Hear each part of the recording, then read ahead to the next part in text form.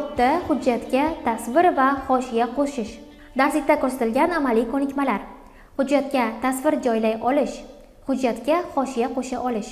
Bu darsimizda hujjatga tasvir va hoshiya qo'shishni o'rganamiz.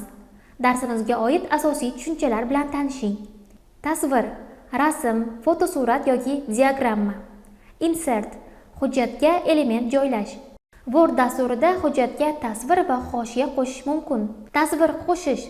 Hujjatga tasvir joylash uchun matn kursori sahifaning kerakli qatoriga keltiriladi va sichqoncha kursori yordamida Insert menu bo'limiga kiriladi.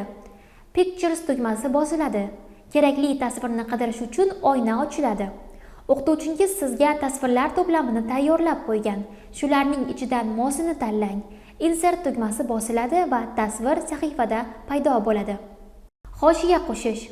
Hujjatga chiziqli yoki bezakli hoshiya qo'shish uchun Design menu bo'limiga kiriladi. Menyuning o'ng burchagidagi Page Borders tugmasi bosiladi. Endi esa jadval bilan ishlashga oid navbatdagi mashg'ulotlarni bajaring. Birinchi mashg'ulot. O'qituvchingiz bergan menu doc hujjatini oching. Bizda sarxil sabzavotlar bor va umid qilamizki, taomlarimiz sizga yoqadi qatorlari orasiga sabzavotlar tasvirini joylang. Ikkinchi mashg'ulot. Menu hujjatiga hoshiya qo'shing.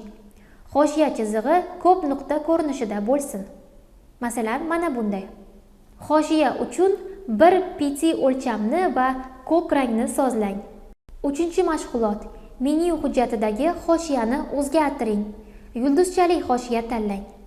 Bugungi darsimizda o'rgangan bilimlaringizni mustaqil holda takrorlab borishni unutmang. Yana ko'rishguncha.